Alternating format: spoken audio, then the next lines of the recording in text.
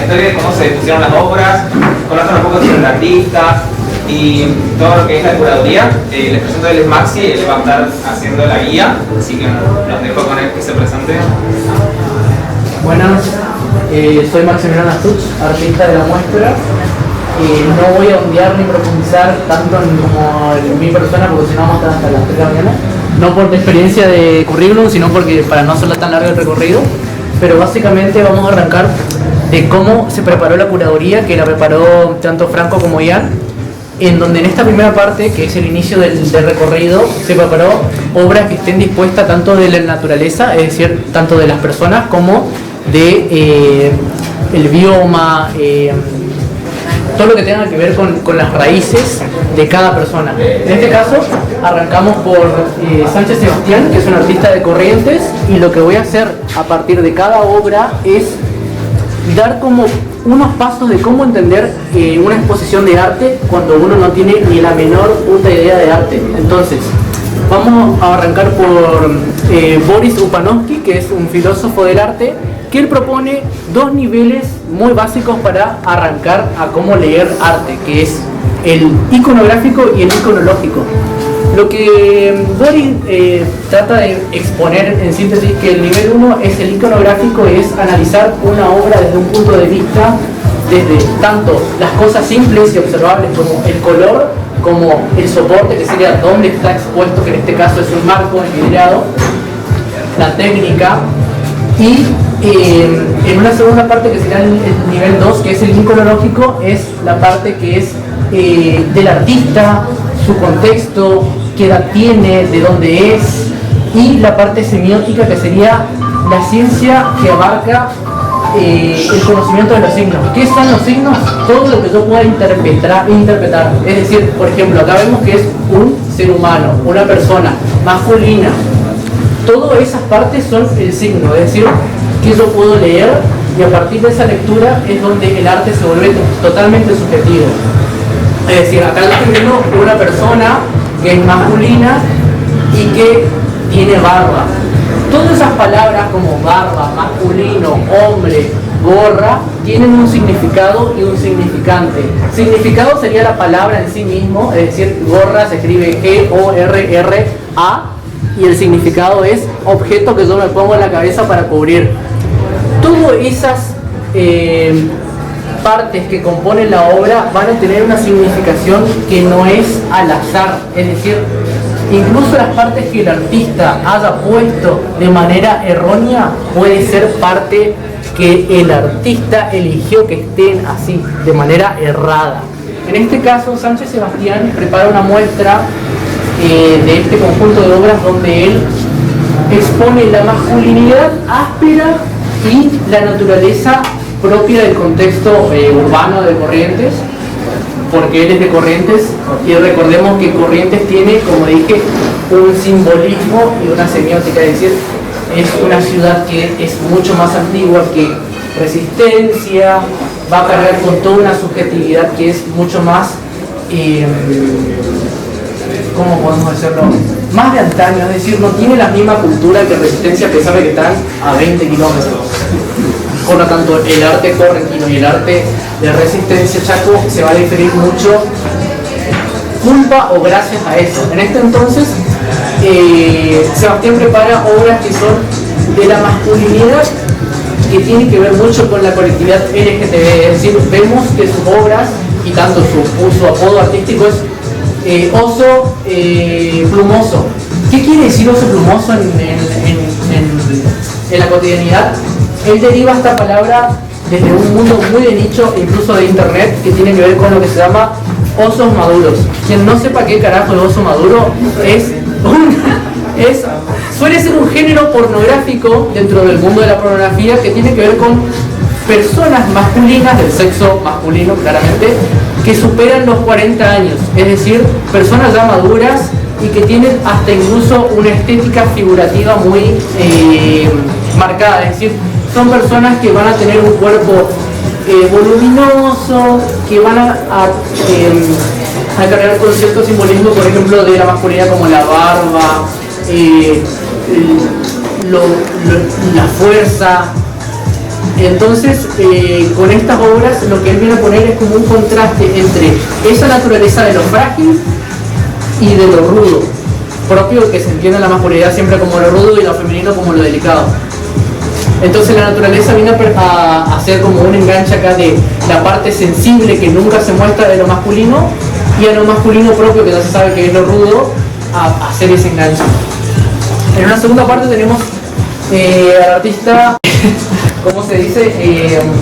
De memoria de cosas, pero Melinda trabaja a través del dibujo una obra que toca mucho su persona desde una parte muy subjetiva. Es decir, a la hora de leer la obra de Melinda hay que tener en claro siempre que se pueda, porque no todos los artistas lo hacen, es el título. El título es lamentablemente, al igual que la obra, una proyección. Todos nos proyectamos, hasta la propia curaduría y la propia obra carga con una proyección, es decir, lo que uno atraviesa a lo largo de su experiencia, tanto educacional como de su propia vida. En este caso, Melinda lo que trabaja es una obra totalmente propia de un dolor, de un duelo. Ocupa mucha figuración similar a la que conocemos del arte, que es el cubismo, como por ejemplo Pablo Picasso, que donde la figuración se ve como totalmente abstraída, no representa tal fiel como son los cuerpos cotidianamente.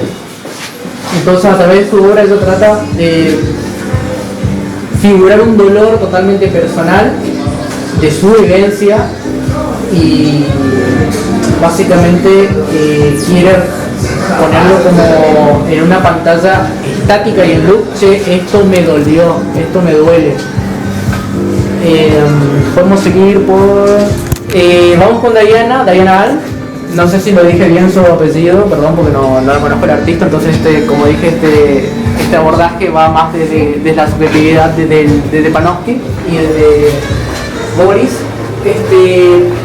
Hay que tener en cuenta dónde estamos parados en cuanto a la figuración. Por ejemplo, Diana hace en acrílico sus obras y la obra retrata una naturaleza donde hay figuras que representan lo tierno. Perdón si dije acrílico. No, sí está en acrílico, y hay una que es en acuarela, que es esta de acá abajo, que entre acrílico y acuarela es bastante imperceptible. Por eso es muy importante detenernos a ver el título, el año y de dónde es el artista, para tener en cuenta cómo es que aborda su mundo interior. Como dije que Corrientes y Chaco son tan distintos, cómo aborda esa naturaleza desde esta perspectiva. Es decir, también que si las obras tienen un tamaño que sea, no importa si es grande o mediano, lo grande y lo pequeño van a diferir conceptualmente, a pesar de que parezca totalmente obvio qué quiso decir la persona con lo que hizo. En este caso vemos una escena de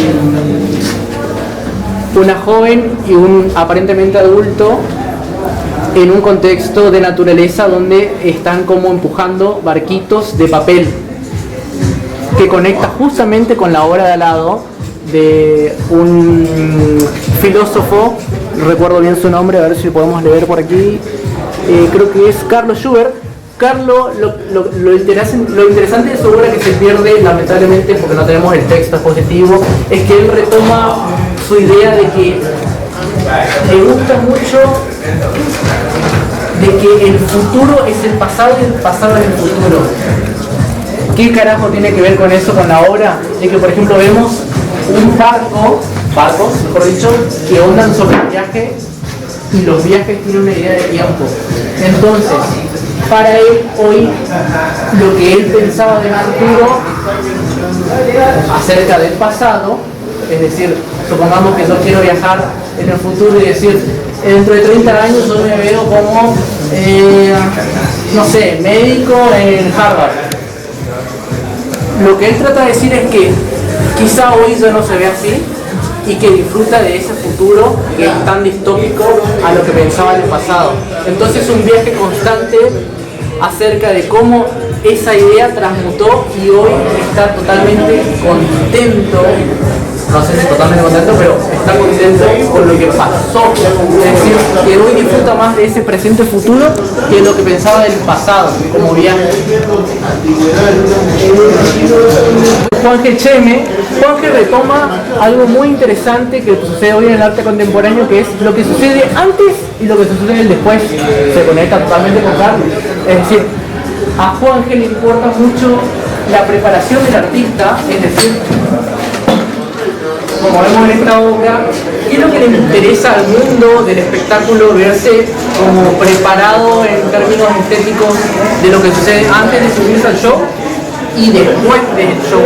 Por ejemplo, en esta obra vemos que se está preparando esta niña para subir, supongamos, a un escenario, y en esta obra, que es un dibujo, vemos conceptualmente puede ser como la depresión después de tener tanto sobreestímulo de estar encima del show, te quema la cabeza. Entonces Juanje quiere como exponer la importancia de lo que sucede el antes y el después, también aportando de que él es un artista correntino, es decir, todo lo que tenga que ver con el show y la identidad está muy marcado en Corrientes. Es decir, en Corrientes tenemos, por ejemplo, el show de lo carnaval, entonces eso difiere mucho de Resistencia, Chaco, por lo tanto hay siempre una idea de show en Corrientes. Que no va a estar hablando tanto esta cámara. Acá, no me acuerdo el nombre, pero es Joshua. Joshua retoma la figuración desde una perspectiva donde atraviesa su dolor totalmente personal, principalmente en esta obra que me interesa un montón porque es como ultra post contemporánea, que quizás no se aprecia mucho, pero es un dibujo donde el fondo pertenece a un videojuego muy mainstream llamado Minecraft, donde acá está la parte semiótica que dije tanto de Panofsky como de Boris, que es cuando yo no entiendo de qué trata la obra, tengo que abstraer semióticamente los signos, es decir, de qué trata Minecraft. Es un universo básicamente de un videojuego donde tengo que sobrevivir construyendo. La obra esta retoma del gótico contemporáneo. El gótico contemporáneo son obras típicas como representativas de Estados Unidos, donde toda la parte entre cristiana, apostólica romana, si mal no me equivoco, son fotografías de autorretrato de esa comunidad. En este caso, acá vemos justamente una comunidad post-contemporánea de un aparentemente adulto y una joven. Como vemos que el adulto pertenece a un estrato social y la joven pertenece a otro estrato social. Y en el fondo, que condice justamente con esto que digo el universo de crear, tiene que ver con el gótico en cuanto a es una villa, exactamente igual que el gótico.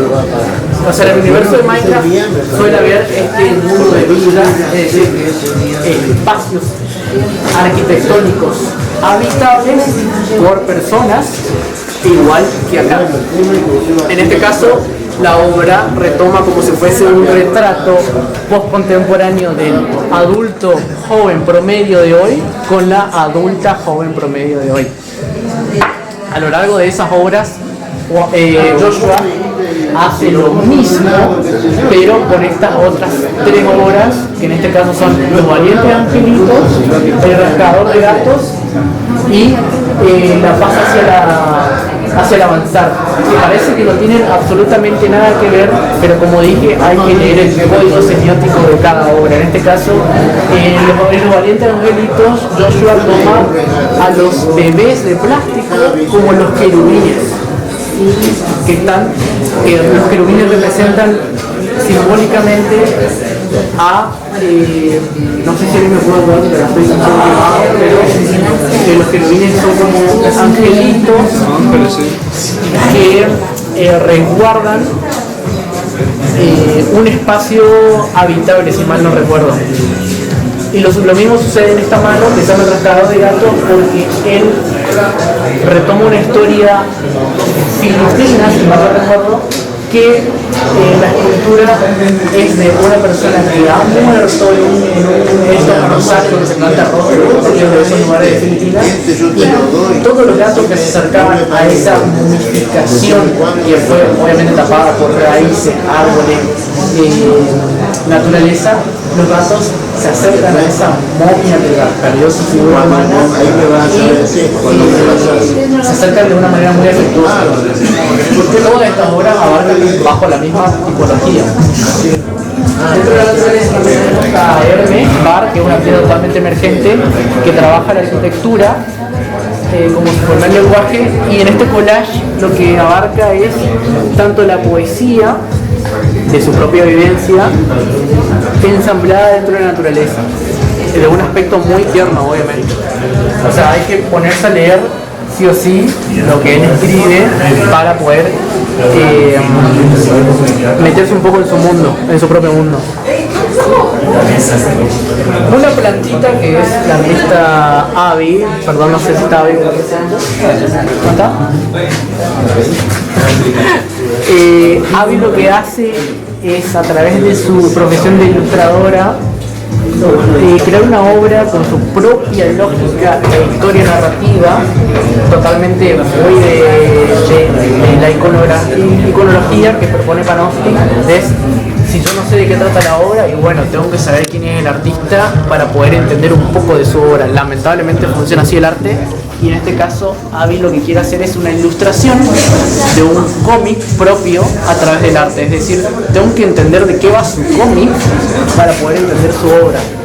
Y todos los artistas presentes que están acá también tienen la misma lógica, algunos más que otros según su experiencia, su contexto, su lugar de vivencia y su educación artística. En este caso a Avi le interesa mucho lo contemporáneo del cómic para poder adentrarse en su obra, que toma mucho la naturaleza a partir de un cómic creado por ella misma de la muerte. Sí, porque si no yo estoy por reventarme la cabeza en cualquier Bueno, es bastante sencillo. Yo me inspiré en, más que nada, el día a día, la cotidianeidad, y también para eso usé varias especies de plantas autóctonas de acá, como por ejemplo la Santa Rita. Acá tenemos el lirio de la lluvia, que se encuentra en cualquier casa básicamente, y justo era una temporada de lluvia, así que eso me inspiró. Y en abril florecieron los palos borrachos, y después tenemos la carandá y el apache, que todavía no floreció, pero más que nada quería hacer hincapié en la belleza que tenemos todos los días cerca nuestro, no tanto en conceptos abstractos, sino como en la belleza, tal como la vemos todos los días.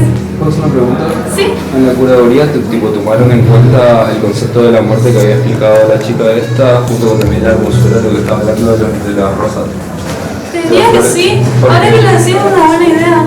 Sí, es que había hablado la chica que hizo eso de Archillo. Y es más como un concepto de que la muerte cuida a los chicos, todo el tema de convivir, decirlo uno así. Y por eso está bueno, la verdad. Sí. No quiero meter la pata, pero esta guía de las obras no es que yo soy el curador y yo elegí, por lo tanto yo lo que trato de hacer es una transcripción y una reinterpretación a través de la poca información que tuve de los artistas, porque tampoco puedo hablar con todos, por lo tanto trato de llevar más o menos a tierra qué quiso decir cada uno. Así que si me acompañan podemos seguir, porque también tenemos otra habitación llena de obras por el otro lado. En esta parte donde nos transferimos hacia la otra habitación. Para finalizar tenemos a Noelia Polenta Ruti, que ella trabaja básicamente la emoción como primer indicio de la intelectualidad, es decir, que cualquier indicio que alguien nos traduce para poder hacer la obra, ella lo trata de incluir de manera figurativa. En este caso preparó tres obras que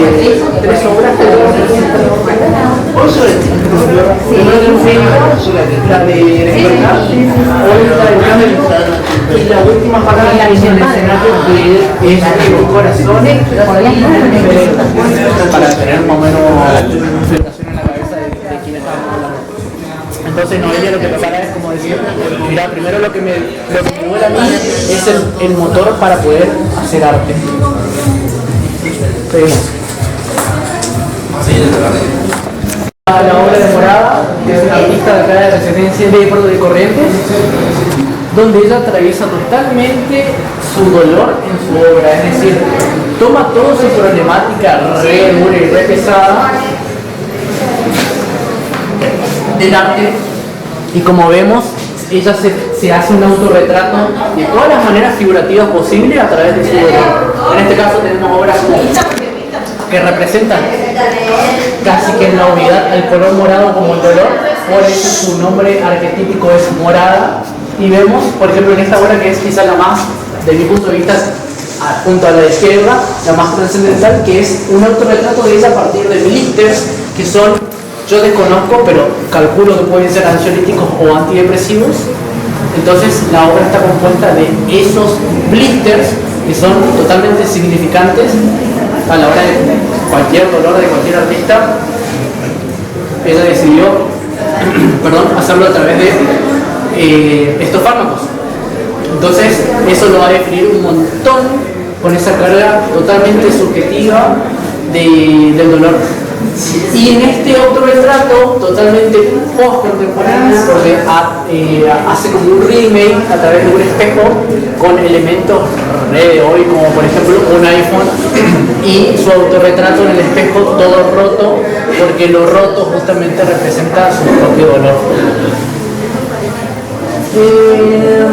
Tenemos la obra de Ana Trangoni, que lo que Ana hace es linografía, una técnica que yo soy un choto para entenderla, porque no es básicamente mis métodos, ni tampoco soy lo que suelo hacer. Entonces como que es una técnica que yo absolutamente desconozco, pero Ana hace un montón de figuración, más que nada a través de sus vínculos y experiencias personales, muy ligadas también a la política. No está Ana, ¿no? Oh, qué cacho. Bueno, tenemos a Ana Silvestri, que Ana, el trabajo de Ana sí lo pude ver porque Ana se expresa perfectamente bien, ya que se dedica mucho a la literatura. Entonces hizo todo un abarque biográfico completamente bien exhausto y que uno puede hacer una bajada línea completa. Ella trabaja mucho en dibujo y trabaja en su experiencia de dolor personal a través de la estética del post-mortem y desde la estética de lo que yo veo como una proyección propia de sí misma, es decir, a través de los nombres que él, por ejemplo, 3 metros bajo tierra, es como una obra que habla mucho sobre cómo ella se siente personalmente y lo mando a la figuración. Y así, a partir de todas las otras obras que vemos, tanto estas 4 como la quinta que está en el escenario, hablan sobre ella y su lenguaje tanto profesional desde el punto de vista de la licenciatura en letras, es decir, a ver cómo lo puedo explicar. Si yo fuera ingeniero, es hasta obvio que toda mi obra se atraviese sobre quizás la física y la matemática de unos materiales. En este caso, la obra de Ana va a atravesarse sobre la poesía y el dolor totalmente personal, que considero muy pertinente que si pueden como googlearlo o averiguarlo desde la iconografía de ella, van a poder entender por qué no toma cuerpos extraños y la muerte, que en este caso tiene que ver mucho con el mundo del modelaje, con el mundo de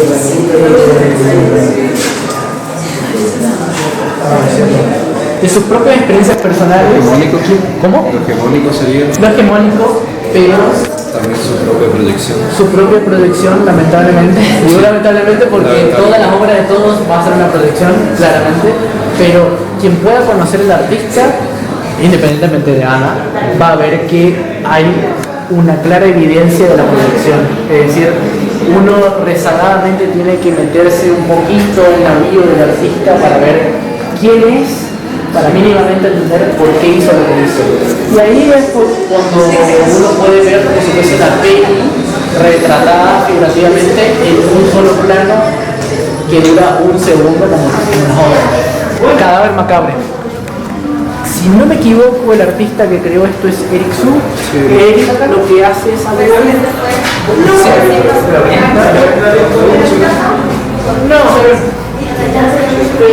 lo que trabaja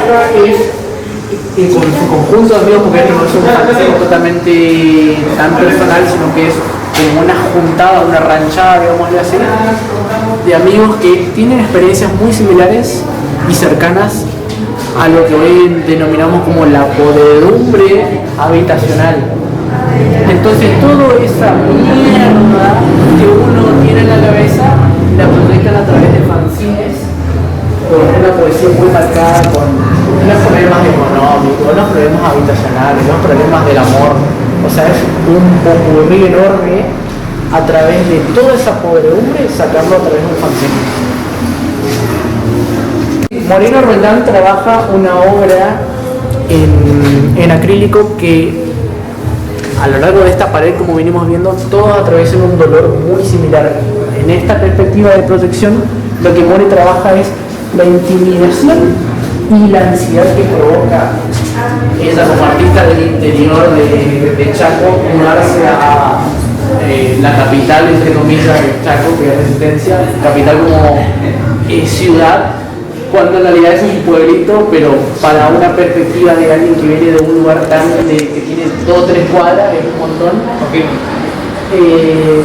More lo que hace es poner en figuración el sentimiento de la ansiedad que te abarca ser tan como mirado y no pertenecido a ese lugar. En este caso vemos la primera obra que podemos decir que es ella en su propia representación, siendo abordada por cuervos. Los cuervos que por supuesto tienen una semántica, como mencioné al principio, que van a tener una carga simbólica donde los cuervos siempre son como animales y aves rapaces que están como al acecho de algo que está por pasar y se van a aprovechar. Todas estas obras, en estas 3, va a pasar más o menos una mini narrativa acerca de eso. Acá tenemos obras de artistas totalmente diferentes, no es la misma persona.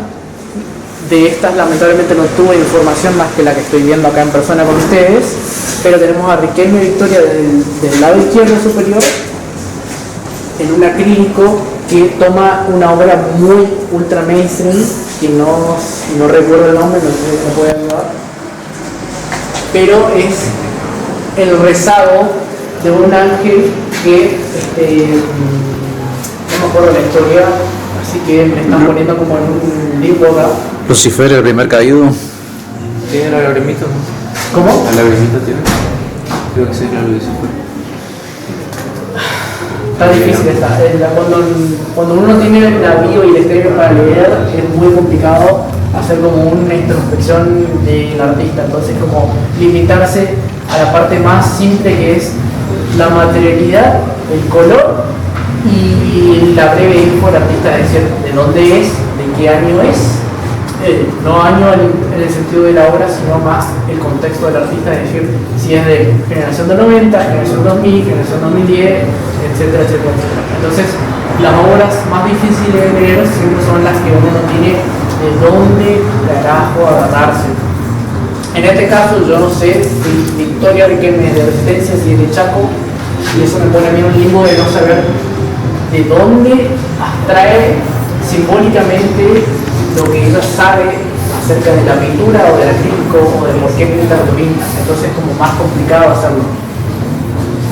Empezó Valentina, acrílico con el quebrado,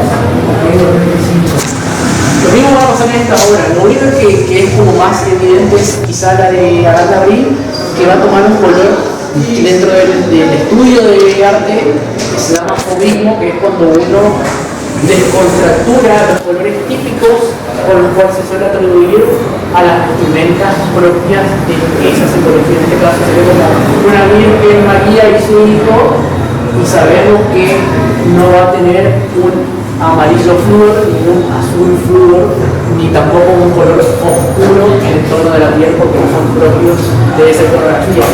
Entonces lo podemos tomar como si fuese esa vanguardia de 1907 a 1916, que es el fauvismo francés, que lo que esa vanguardia quería retratar es que querían desarticularse y decir, che, nosotros no vamos a pintar nunca más el color que son las cosas porque tenemos podrido y no queremos ser tan realistas. Punto. Así como todas las otras vanguardias.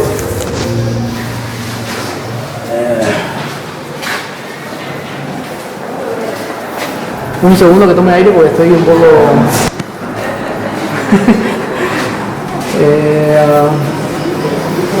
a ver, vamos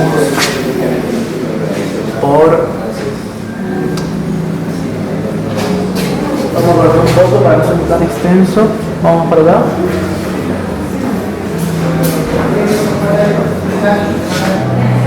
Vamos por estas obras que son figuración pura y un argentinismo claro, donde tenemos Gauchesco, que es propio de la historia argentina y del arte argentino, propio de más o menos 1880, donde toda la figuración y todo el arte que existía argentino era sobre el contexto político que en esa situación de Argentina se daba, es decir, los federales, los unitarios y los rezagados que salían como los gauchos.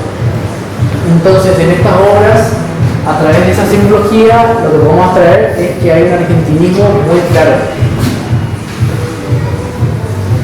Lo mismo acá, en esta obra de, no sé si es este el título, porque está tan mezclado los epígrafes, pero es un gran mate y que el vapor del mate caliente es una bailanta gauchesca. A esta obra de la derecha entendemos que es un argentinismo porque simbólicamente tratan de lo mismo, es decir, el argentinismo hay mucha idea de lo gauchesco y acá vemos un par de manos amasando, que puede ser una torta frita, una torta parrilla, o lo que también se llama chipacorito, que es básicamente lo mismo. Y cómo coincide porque sé que el mate va con la masa, lo mismo que va con esta obra y con esta obra que son propias del argentinismo, al igual que un poco más a la derecha. Es decir, a la hora de leer hay que tener en cuenta que las obras del artista no van a disparar tan lejos como uno cree que por ahí está hablando de un tema y a lo mejor el otro no. Siempre es más o menos el mismo tema que se rezaga un poco o que parece que habla de otra cosa, pero en realidad habla de lo mismo a partir de otra figuración nada más. Y en esta obra más contemporánea se utiliza como soporte el vidrio con un fondo de un teléfono donde lo que está dentro es muy propio de la cultura actual, en este caso que son videojuegos que de alguna manera coinciden en sí mismos los tres, que son a su vez muy mainstream. GTA San Andreas, los Sims y Minecraft. Los tres hablan de una supervivencia dentro de su propio mundo y creación de su propio mundo. Por lo tanto hay una obra de nostalgia porque tampoco son videojuegos nuevos, son de antaño, ya a principios de los 2000, excepto Minecraft que es más o menos 2007, pero está muy cerca, y que a su vez hay que tener en cuenta dónde están, es decir, están vistos a través de una pantalla, que la pantalla también va a tener su propia carga, es decir, que vemos hoy cuando vemos las cosas, un teléfono. A la izquierda tenemos por último la última obra de Franco, que es justamente una analogía del destino, aunque parezca obvio, el propio artista te está diciendo, che, me está llamando el destino, y es una obra donde en la parte bidimensional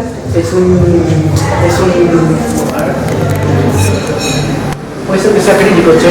Es acrílico de aparentemente una nebulosa espacial, porque el destino no tiene una forma figurativa, sino es más metafórica, como algo que no sabes de dónde mierda se llama, y el teléfono es la parte, entre comillas, carnal, figurativa física de la representación de eso, es decir, algo que puede ser llamado a través de un método, en este caso es lo que tenemos cotidianamente, un teléfono. ¿Terminamos? Terminamos porque estoy re quemado. Perfecto.